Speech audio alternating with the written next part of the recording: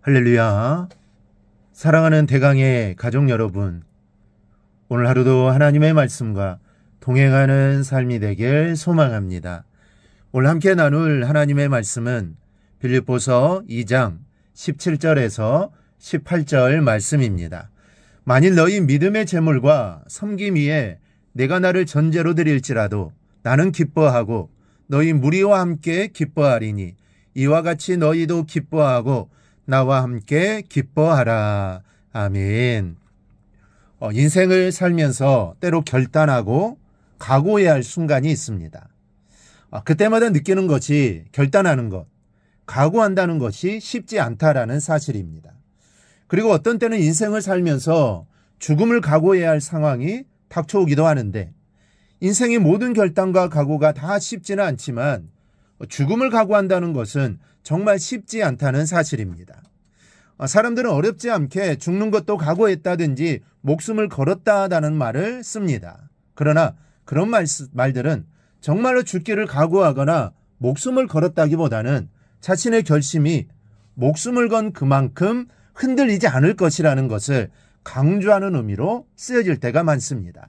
그리고 우스운 것은 목숨을 걸었다는 사람들이 위험한 상황이 터지면 다른 사람들보다 먼저 살 길을 찾는 일도 많이 보게 된다는 것입니다.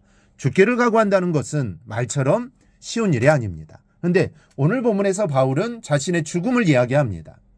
혹 자신의 결단을 과시하는 것이 되지 않을까요? 직접적인 표현을 자제하고 우회적인 표현을 통해 순교에 대한 자신의 각오를 밝힙니다. 그리고 자신의 죽음을 기뻐하니 너희도 함께 기뻐해 달라고 말합니다. 오늘은 죽음을 기쁨으로 받아들이는 이 바울의 태도를 살펴보겠습니다. 먼저 순교를 생각하는 바울의 모습입니다. 17절에서 바울은 이렇게 말합니다. 만일 너희 믿음의 제물과 섬김 위에 내가 나를 전제로 드릴지라도. 먼저 관제라는 단어에 주목해야 합니다.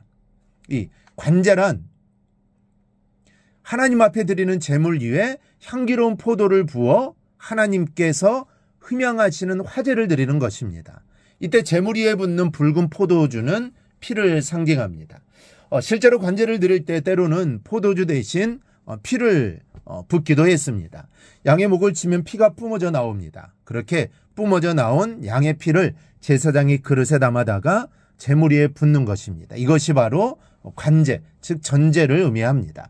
바울은 지금 관제를 이야기하고 있습니다. 빌립보 교회 성도들이 하나님께 드리는 믿음과 봉사라는 제물 위에 자신의 피를 부어 더욱 향기로운 제물이 되게 한다면 더욱 좋겠다라는 말입니다.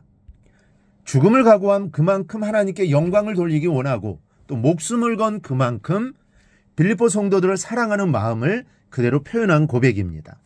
순교의 준비가 되어 있는 것입니다. 기회만 주어진다면 주를 위한 전제로 자신을 드릴 진실한 각오를 바울은 다지고 있었던 겁니다. 여러분, 순교는 하나님께 드리는 극치의 영광을 의미합니다. 순교는 믿음의 형제들에게 줄 수 있는 극치의 사랑을 말하는 것입니다. 과연 나에게 이런 순교의 상황이 주어진다면 여러분들은 어떻게 하시겠습니까? 우리가 섣부르게 결단해서는 안 되겠지만 우리는 마땅히 바울과 같이 순교를 각오하는 신앙인이 되어야 할 것입니다. 그런 마음과 결단을 가지고 있을 때 주님의 일을 감당할 수 있는 것입니다. 둘째, 바울의 순교는 자발적인 순교입니다.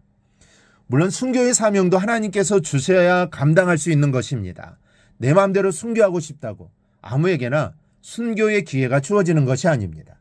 하나님께서 순교할 만한 믿음을 주시고 또 그런 환경을 만들어 주셔야만 할 수 있는 것이 순교입니다. 그런데 바울은 이렇게 말합니다. 내가 나를 전제로 드릴지라도.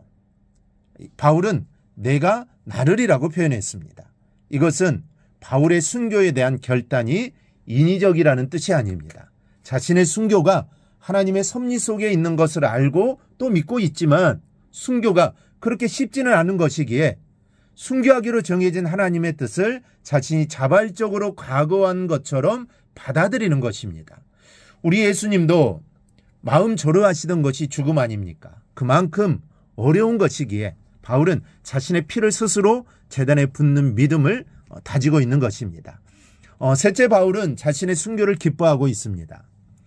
죽음은 기뻐할 일이 아닙니다.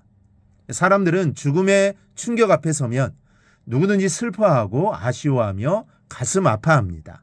그 죽음이 예고된 죽음이든 아니면 갑작스러운 죽음이든 비겁한 죽음이든 장렬한 죽음이든 또 설령 원수의 죽음이라 할지라도 죽음 앞에서 기뻐하는 사람은 없습니다. 그러나 바울은 자신이 전제로 드릴지라도 기뻐하고 또 기뻐한다라고 말합니다. 바울은 희생의 기쁨을 알고 있었습니다.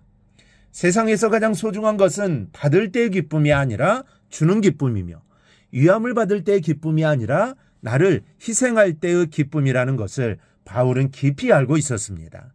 인간적으로 보면 죽음은 두렵고 떨리는 것이요 순교는 처절한 것이지만 그 두려움과 처절함을 뛰어넘는 참된 기쁨을 바울은 알고 있었던 겁니다.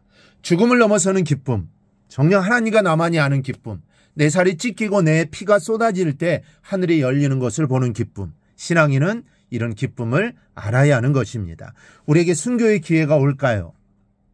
혹 이런 질문을 받을 때 여러분 떨리시지는 않습니까?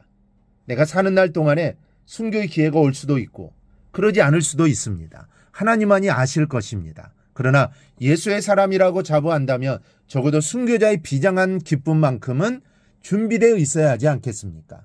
오늘 하루는 혹 내게 순교의 기회가 주어진다면 어떻게 할 것인가를 놓고 기도하는 귀한 시간 되기를 바랍니다. 그리고 마음으로 다짐하시기 바랍니다. 나에게 순교의 기회가 주어진다면, 아니 순교가 아니더라도 하나님을 위해 헌신하고 충성할 수 있는 기회가 주어진다면 오늘 바울처럼 다짐할 수 있기를 바랍니다. 그리하여 하나님의 마음을 흡족하게 드리는 삶이 되기를 주님의 이름으로 축원합니다.